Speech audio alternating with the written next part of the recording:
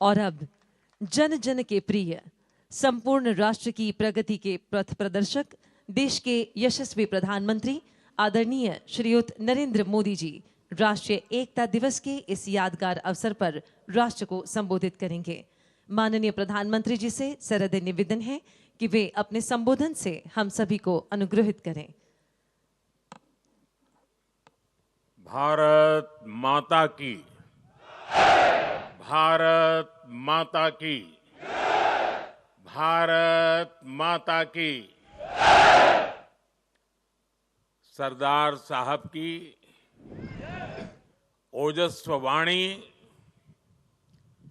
Statue of unity के समीप ये भव्य कार्यक्रम एकता नगर का ये विहंगम दृश्य और यहां हुई शानदार परफॉर्मेंसेस, ये मिनी इंडिया की झलक, सब कुछ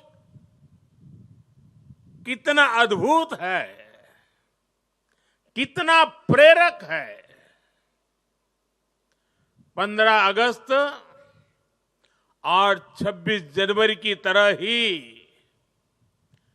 31 अक्टूबर को होने वाला ये आयोजन पूरे देश को नई ऊर्जा से भर देता है।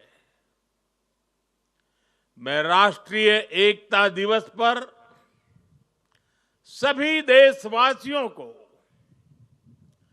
बहुत बहुत बधाई देता हूं।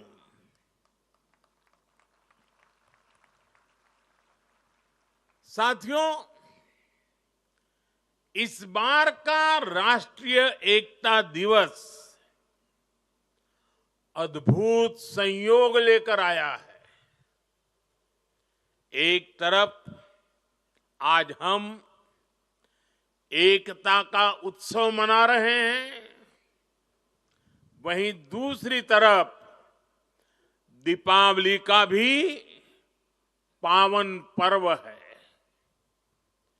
दीपावली दीपों के माध्यम से पूरे देश को जोड़ती है, पूरे देश को प्रकाशमय कर देती है। और अब तो दीपावली का पर्व भारत को दुनिया से भी जोड़ रहा है। अनेक देशों में इसे राष्ट्रीय उत्सव की तरह मनाया जा रहा है। मैं देश और दुनिया में बसे सभी भारतीयों को, भारत के शुभचिंतकों को दीपावली की अनेक अनेक शुभकामनाएं देता हूं।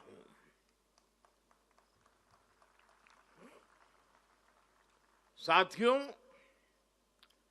इस बार का एकता दिवस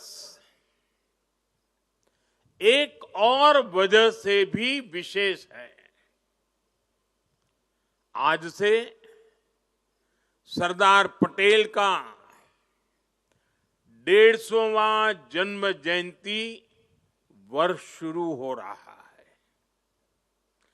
आने वाले 2 वर्षों तक देश सरदार पटेल की 150वीं जन्म जयंती का उत्सव मनाएगा। ये भारत के प्रति उनके असाधारण योगदान के प्रति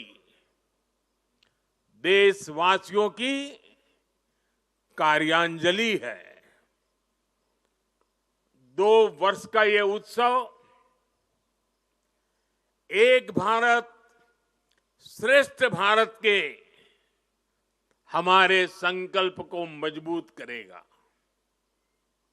ये अवसर हमें सीख देगा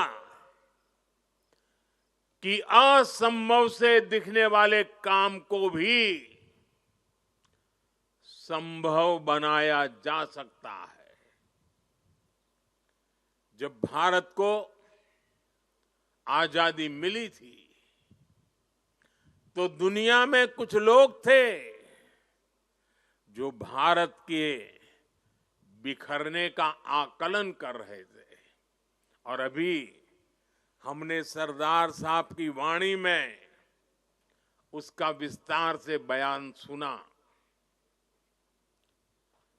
उन लोगों को जरा भी उम्मीद नहीं थी कि सैकड़ों रियासतों को एकजुट करके फिर से एक भारत का निर्माण हो पाएगा। लेकिन सरदार साहब ने ये करके दिखाया। ये इसलिए संभव हुआ क्योंकि सरदार साहब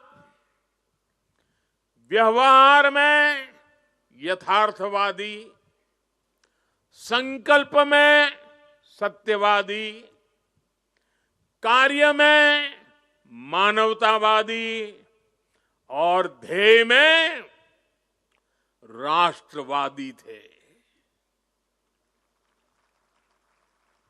साथियों, आज हमारे पास छत्रपति शिवाजी महाराज की प्रेरणा भी है। उन्होंने आक्रांताओं को खदेड़ने के लिए सबको एक किया। ये महाराष्ट्र का रायगढ़ किला आज भी साक्षात वो गाथा कहता है। छत्रपति शिवाजी महाराज ने रायगढ़ के किले से राष्ट्र के अलग अलग विचारों को एक उद्देश्य के लिए एकजुट किया था। आज यहां एकता नगर में हम रायगढ़ के उस ऐतिहासिक किले के उसकी छवि हमारे सामने प्रेरणा का प्रतीक बन के खड़ी है। रायगढ़ किला सामाजिक न्याय, देशभक्ति और राष्ट्र प्रथम के संस्कारों की पवित्र भूमि रहा है। आज इसी पृष्ठभूमि में हम विकसित भारत के संकल्प की सिद्धि के लिए यहां एकजुट हुए हैं। साथियों, बीते 10 वर्ष तक भारत की एकता और अखंडता के लिए ये कालखंड अभूतपूर्व उपलब्धियों से भरा रहा है। आज सरकार के हर काम, हर मिशन में राष्ट्रीय एकता की प्रतिबद्धता दिखती है। इसका एक बड़ा उदाहरण है हमारा ये एकता नगर। यहां स्टैच्यू ऑफ यूनिटी है और इसके सिर्फ नाम में यूनिटी है ऐसा नहीं है, इसके निर्माण में भी यूनिटी है। इसको बनाने के लिए पूरे देश के कोने कोने से, देश के किसानों के पास से खेत में उपयोग किए औजार का लोहा पूरे देश से यहां लाया गया, क्योंकि सरदार साहब लोह पुरुष थे, किसान पुत्र थे।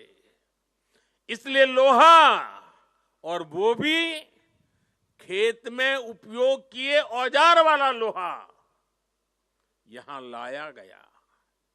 यहां देश के हर कोने से वहां की मिट्टी लाई गई है। इसका निर्माण स्वयं में एकता की अनुभूति कराता है। यहां पर एकता नर्सरी बनी है, यहां विश्व वन है, जहां दुनिया के हर महाद्वीप के पेड़ पौधे हैं। यहां चिल्ड्रन न्यूट्रिशन पार्क है, जहां पूरे देश की हेल्दी फूड हैबिट्स के दर्शन एक ही जगह पर होते हैं। यहां आरोग्य वन है, जहां देश की अलग हिस्सों की आयुर्वेद परंपरा का, पौधों का समावेश है। इतना ही नहीं, यात्रियों के लिए यहां एकता मॉल भी है, जहां देश भर के हैंडीक्राफ्ट्स एक ही छत के नीचे मिलते हैं। और साथियों, ये एकता मॉल सिर्फ यहीं पर है ऐसा नहीं, हम देश के हर राज्य की राजधानी में एकता मॉल के निर्माण को प्रोत्साहन दे रहे हैं। एकता का यही संदेश हर वर्ष होने वाली एकता दौड़ से भी मजबूत होता है।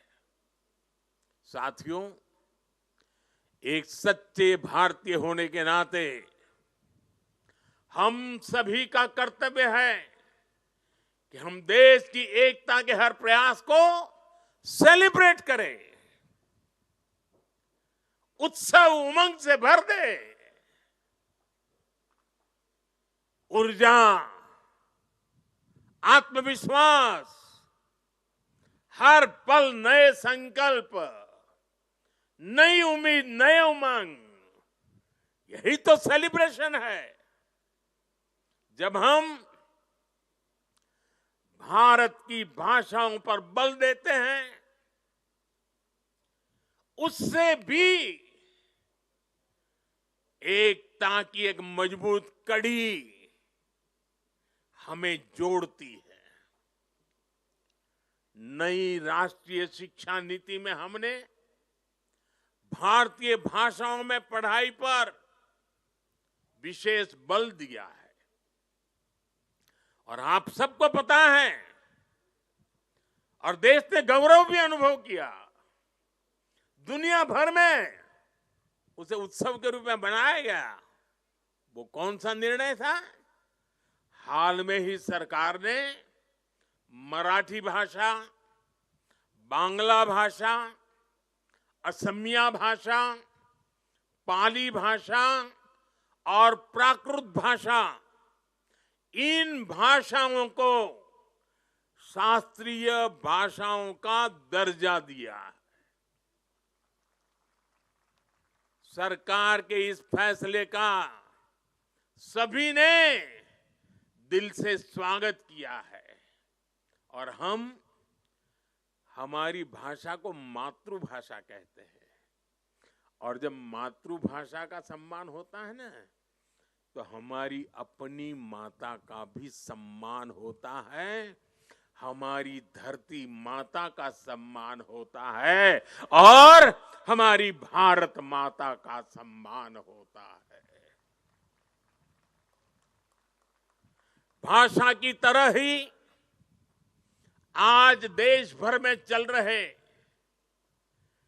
कनेक्टिविटी के काम, जोड़ने के काम भी देश की एकता को मजबूत कर रहे हैं। रेल हो, रोड हो, हाईवे हो और इंटरनेट जैसे आधुनिक इंफ्रास्ट्रक्चर ने गांव को शहरों से जोड़ा है। जब कश्मीर और नॉर्थ ईस्ट की राजधानियां रेल से जुड़ती हैं, जब लक्षद्वीप और अंडमान निकोबार द्वीप अंडर सी केबल से तेज इंटरनेट से जुड़ते हैं, जब पहाड़ों पर लोग मोबाइल नेटवर्क से जुड़ते हैं, तब विकास की दौड़ में पीछे छूट जाने का भाव समाप्त हो जाता है। आगे बढ़ने की नई ऊर्जा अपने आप जन्म लेती है। देश की एकता का भाव सशक्त होता है। साथियों, पहले की सरकारों की नीतियों में और नीयत में भेदभाव का भाव भी देश की एकता को कमजोर करता रहा है। बीते 10 वर्षों में देश में सुशासन के नए मॉडल ने भेदभाव की हर गुंजाइश समाप्त की है।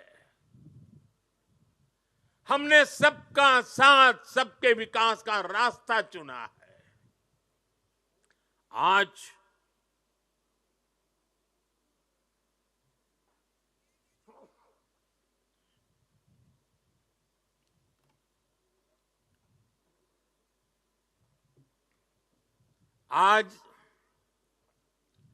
हर घर जल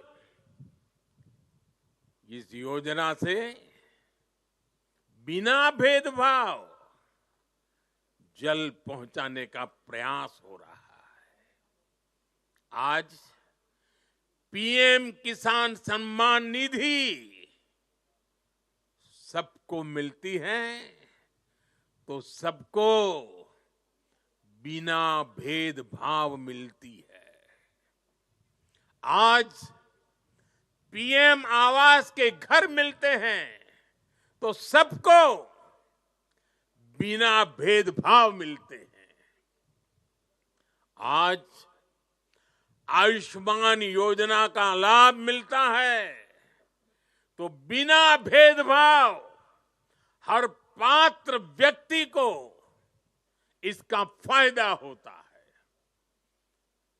सरकार की इस अप्रोच ने समाज में, लोगों में दशकों से व्याप्त असंतोष को समाप्त किया है। इस वजह से लोगों का सरकार पर भरोसा बढ़ा है, देश की व्यवस्थाओं पर भरोसा बढ़ा है। विकास और विश्वास की यही एकता एक भारत श्रेष्ठ भारत के निर्माण को गति देती है। और मुझे पूरा विश्वास है, हमारी हर योजना में, हमारी हर नीति में और हमारी नीयत में एकता हमारी प्राण शक्ति है। इसे देख करके, सुन करके सरदार साहब की आत्मा जहां भी होगी, हमें अवश्य आशीर्वाद देती होगी। साथियों, पूज्य बापू महात्मा गांधी कहा करते थे, विविधता में एकता को जीने के हमारे सामर्थ्य की निरंतर परीक्षा होगी। गांधी जी ने कहा था और आगे कहा था, इस परीक्षा को हमें हर हाल में पास करते रहना है। बीते 10 साल में भारत ने विविधता में एकता को जीने के हर प्रयास में सफलता पाई है। सरकार ने अपनी नीतियों और निर्णयों में एक भारत की भावना को लगातार मजबूत किया है। आज वन नेशन वन आइडेंटिटी यानी आधार की सफलता हम सब देख रहे हैं और दुनिया इसकी चर्चा भी करती है। पहले भारत में अलग अलग टैक्स सिस्टम थे। हमने one nation one tax system GST बनाया। हमने one nation one power grid से देश के पावर सेक्टर को मजबूत किया। वरना एक वक्त था कहीं बिजली तो होती थी, कहीं अंधेरा होता था, लेकिन बिजली पहुंचाने के लिए ग्रिड टुकड़ों में बटी पड़ी थी। हमने वन नेशन वन ग्रिड इस संकल्प को पूरा किया।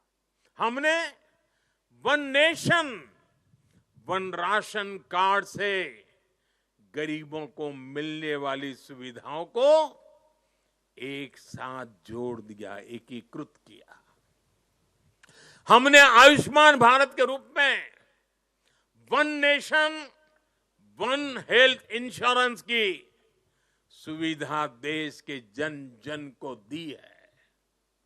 साथियों, एकता के हमारे इन प्रयासों के तहत ही अब हम वन नेशन वन इलेक्शन पर काम कर रहे हैं, जो भारत के लोकतंत्र को मजबूती देगा, जो भारत के संसाधनों का ऑप्टिमम आउटकम देगा और देश विकसित भारत के सपने को पार करने में और नई गति प्राप्त करेगा, समृद्धि प्राप्त करेगा। भारत आज one nation one civil code यानी सेकुलर सिविल कोड की तरफ भी बढ़ रहा है। और मैंने लाल किले से इस बात का जिक्र किया था। इसके भी मूल में सामाजिक एकता, सरदार साहब की बात ही हमारी प्रेरणा है। इससे अलग अलग सामाजिक वर्गों में भेदभाव की जो शिकायत रहती है उसे दूर करने में मदद मिलेगी। देश की एकता और मजबूत होगी, देश और आगे बढ़ेगा, देश एकता से संकल्पों को सिद्ध करेगा। साथियों, आज पूरे देश को खुशी है कि आजादी के 7 दशक बाद देश में एक देश एक संविधान का संकल्प भी पूरा हुआ है।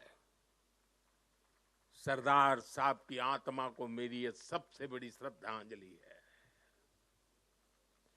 देशवासियों को पता नहीं है 70 साल तक बाबा साहब आंबेडकर का संविधान पूरे देश में लागू नहीं हुआ था। संविधान की माला जपने वालों ने संविधान का ऐसा घोर अपमान किया था। कारण क्या था?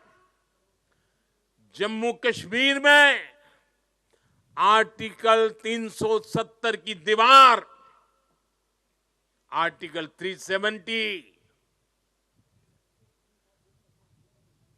जो देश में दीवार बन के खड़ी थी, संविधान को यहां रोक देती थी,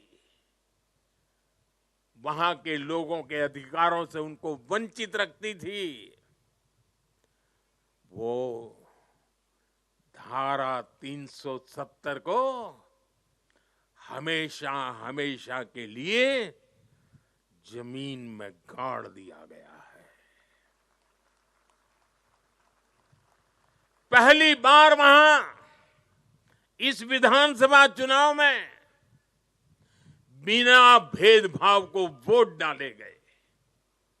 पहली बार जम्मू कश्मीर में मुख्यमंत्री ने आजादी के 75 साल के बाद पहली बार भारत के संविधान की शपथ ली है। ये दृश्य अपने आप में भारत के संविधान निर्माताओं को अत्यंत संतोष देता होगा, उनकी आत्मा को शांति मिलती होगी और ये भी संविधान निर्माताओं के प्रति हमारी नम्र श्रद्धांजलि है। मैं इसे भारत की एकता के लिए एक बहुत बड़ा और बहुत ही मजबूत पड़ाव मानता हूं। जम्मू कश्मीर की देशभक्त जनता ने अलगाव और आतंक के बरसों पुराने एजेंडे को खारिज कर दिया है। उन्होंने भारत के संविधान को, भारत के लोकतंत्र को विजयी बनाया है। अपने अपने वोट से 70 साल से चल रहे अपप्रचार को ध्वस्त कर दिया है। मैं आज राष्ट्रीय एकता दिवस पर जम्मू कश्मीर के देशभक्त लोगों को, भारत के संविधान पर सम्मान करने वाले लोगों को बहुत ही आदरपूर्वक सैल्यूट करता हूं। साथियों, बीते 10 साल में भारत ने ऐसे अनेक मुद्दों का समाधान किया है जो राष्ट्रीय एकता के लिए खतरा थे। आज आतंकियों के आकाओं को पता है कि भारत को नुकसान पहुंचाया तो भारत उन्हें छोड़ेगा नहीं। आप नॉर्थ ईस्ट में देखिए कितने बड़े संकट थे। हमने संवाद से, विकास और विश्वास से अलगाव की आग को शांत किया। बोडो समझौते ने असम में 50 सालों का विवाद खत्म किया है। ब्रू रियांग एग्रीमेंट, इसके कारण हजारों विस्थापित लोग अनेक दशकों के बाद अपने घर लौटे हैं। National liberation front of Tripura से हुए समझौते ने लंबे समय से चल रही अशांति खत्म की है। असम और मेघालय के बीच के सीमा विवाद को काफी हद तक हम सुलझा चुके हैं। साथियों, जब 21वीं सदी का इतिहास लिखा जाएगा तो उसमें एक स्वर्णिम अध्याय होगा कि कैसे भारत ने दूसरे और तीसरे दशक में नक्सलवाद जैसी भयानक बीमारी को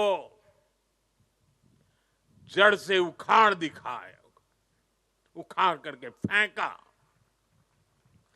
आप याद करिए वो समय जब नेपाल के पशुपति से भारत के तिरुपति तक रेल कॉरिडोर बन चुका था। जिस जनजातीय समाज ने भगवान बिरसा मुंडा जैसे देशभक्त दिए, जिन्होंने हमारे सीमित संसाधनों के बावजूद भी देश के हर कोने में मेरे आदिवासी भाई बहनों ने आजादी के लिए अंग्रेजों से मुकाबला किया। ऐसे जनजातीय समाज में सोची समझी साजिश के तहत नक्सलवाद के बीज बो गए, नक्सलवाद की आग भड़काई गई। ये नक्सलवाद भारत की एकता और अखंडता के लिए बहुत बड़ी चुनौती बन गया था। मुझे संतोष है कि बीते 10 साल के अथक प्रयासों से आज नक्सलवाद भी भारत में अपनी अंतिम सांसें गिन रहा है। आज मेरा आदिवासी समाज उसे भी दशकों से जो प्रतीक्षा थी, वो विकास उसके घर तक पहुंच रहा है और इससे बेहतर भविष्य का विश्वास भी पैदा हुआ है। साथियों, आज हमारे सामने एक ऐसा भारत है जिसके पास दृष्टि भी है, दिशा भी है। इतना ही नहीं, इसके साथ जो जरूरी है, दृष्टि हो, दिशा हो, लेकिन उसे जरूरत होती है दृढ़ता की। आज देश के पास दृष्टि है, दिशा है और दृढ़ता भी है।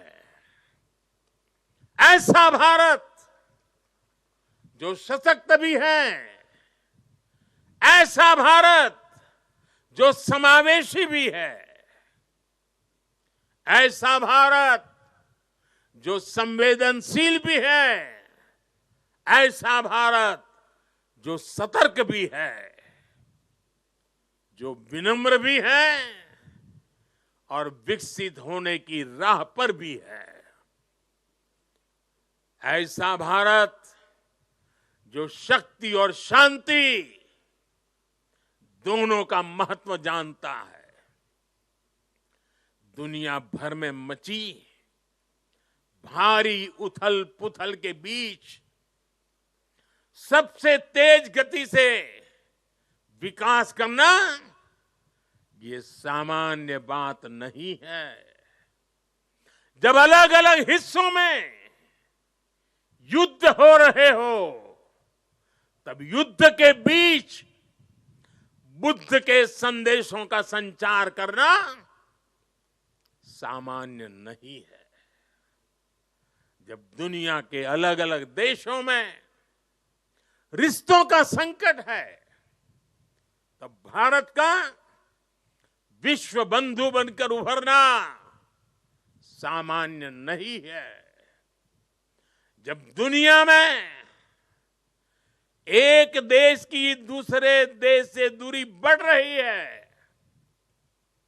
तब दुनिया के देश भारत से निकटता बढ़ा रहे हैं।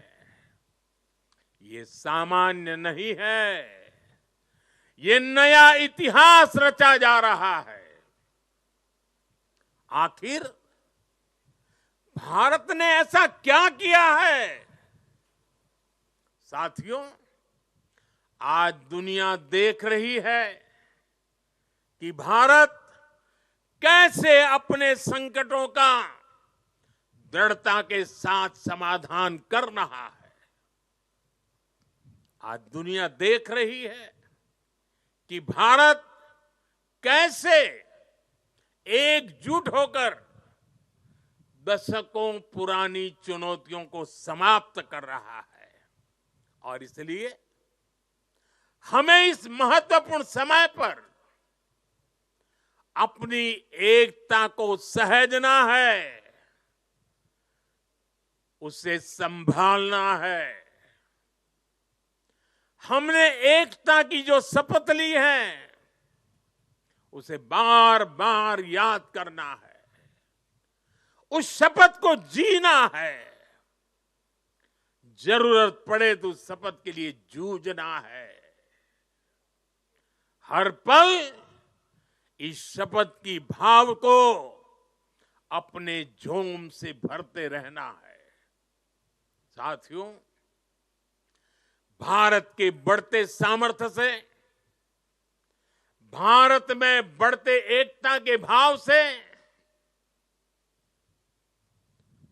कुछ ताकतें, कुछ विकृत विचार, कुछ विकृत मानसिकता है, कुछ ऐसी ताकतें बहुत परेशान है। भारत के भीतर और भारत के बाहर भी ऐसे लोग भारत में अस्थिरता, भारत में अराजकता फैलाने की कोशिश कर रहे हैं। वो भारत के आर्थिक हितों को चोट पहुंचाने में जुटी हैं। वो ताकतें चाहती कि दुनिया भर के निवेशकों में गलत संदेश जाए, भारत की नेगेटिव छवि उभरे। ये लोग भारत की सेनाओं तक को टारगेट करने में लगे हैं। मिस इन्फॉर्मेशन कैंपेन चलाए जा रहे हैं। सेनाओं में अलगाव पैदा करना चाहते हैं। ये लोग भारत में जात पात के नाम पर विभाजन करने में जुटे हैं। इनके हर प्रयास का एक ही मकसद है, भारत का समाज कमजोर हो, भारत की एकता कमजोर हो। ये लोग कभी नहीं चाहते कि भारत विकसित हो, क्योंकि कमजोर भारत की राजनीति, गरीब भारत की राजनीति ऐसे लोगों को सूट करती है। 5-5 दशक तक इसी गंदी घिनौनी राजनीति देश को दुर्बल करते हुए चलाई गई है। इसलिए ये लोग संविधान और लोकतंत्र का नाम लेते हुए भारत के जन जन के बीच में भारत को तोड़ने का काम कर रहे हैं। अर्बन नक्सलियों के इस गठजोड़ को, इनके गठजोड़ को हमें पहचानना ही होगा। और मेरे देशवासियों, जंगलों में पनपा नक्सलवाद, बम बंदूक से आदिवासी नौजवानों को गुमराह करने वाला नक्सलवाद जैसे जैसे समाप्त होता गया, अर्बन नक्सल का नया मॉडल उभरता गया। हमें देश को तोड़ने के सपने देखने वाले, देश को बर्बाद करने के विचार को लेकर के चलने वाले, मुंह पर जूठे नकाब पहने हुए लोगों को पहचानना होगा, उनसे मुकाबला करना ही होगा। साथियों, आज हालत ये हो गई है कि आजकल एकता की बात करना तक गुनाह बना दिया गया है। एक समय था जब हम बड़े गर्व के साथ स्कूल, कॉलेज में, घर में, बाहर सहज रूप से एकता के गीत गाते थे। जो पुराने लोग हैं उनको पता है हम क्या गीत गाते थे। हिंद देश के निवासी सभी जन एक है, हिंद देश के निवासी सभी जन एक है, रंग रूप वेश भाषा चाहे अनेक है, ये गीत गाए जाते थे। आज की तारीख में कोई ये गीत गाएगा तो उसको अरबन नक्सलों की जमात गालियां देने का मौका पकड़े लेगी। और आज कोई अगर कह दे कि एक है तो सेफ है, तो ये लोग एक है तो सेफ है उसको भी गलत तरीके से परिभाषित करने में लगेंगे। जो लोग देश को तोड़ना चाहते हैं, जो लोग समाज को बांटना चाहते हैं, उन्हें देश की एकता अखर रही है। और इसलिए मेरे देशवासियों, हमें ऐसे लोगों से, ऐसी विचारों से, ऐसी प्रवृत्ति से, ऐसी वृत्ति से पहले से भी ज्यादा सावधान होने की जरूरत है। हमें सावधान रहना है। साथियों, हम सब सरदार साहब को, उनके विचारों को जीने वाले लोग हैं। सरदार साहब कहते थे, भारत का सबसे बड़ा लक्ष्य एकजुट और मजबूती से जुड़ी शक्ति बनने का होना चाहिए। हमें याद रखना है, हिंदुस्तान विविधता वाला देश है। हम विविधता को सेलिब्रेट करेंगे, तभी एकता मजबूत होगी। आने वाले 25 साल एकता के लिहाज से बहुत ही महत्वपूर्ण है। इसलिए एकता के इस मंत्र को हमें कभी भी कमजोर नहीं पड़ने देना है। हर झूठ का मुकाबला करना है, एकता के मंत्र को जीना है। और ये मंत्र, ये एकता, ये तेज आर्थिक विकास के लिए भी, विकसित भारत बनाने के लिए, समृद्ध भारत बनाने के लिए बहुत जरूरी है। ये एकता सामाजिक सद्भाव की जड़ी बूटी है। सामाजिक सद्भाव के लिए ये बहुत जरूरी है। अगर हम सच्चे सामाजिक न्याय को समर्पित है, सामाजिक न्याय हमारी प्राथमिकता है, तो एकता सबसे पहली पूर्व शर्त है। एकता बनाए रखना है। ये बेहतर सुविधाओं के निर्माण के लिए बिना एकता को गाड़ी चल नहीं सकती है। ये नौकरी के लिए, निवेश के लिए एकता जरूरी है। आइए हम एक होकर एक साथ आगे बढ़े। एक बार फिर आप सभी को राष्ट्रीय एकता दिवस पर मेरी ढेर सारी शुभकामनाएं। मैं कहूंगा, सरदार साहब आप सब बोलिए, अमर रहे, अमर रहे। सरदार साहब, सरदार पटेल, सरदार पटेल, सरदार पटेल।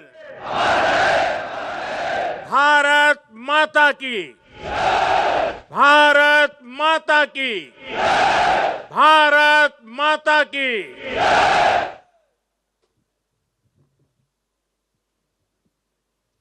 बहुत बहुत धन्यवाद माननीय प्रधानमंत्री जी आपका। राष्ट्रीय एकता दिवस पर सभी देशवासियों को आपका एकता का संदेश इस दिवाली के पावन अवसर पर ऊर्जा प्रदान करता है। धन्यवाद।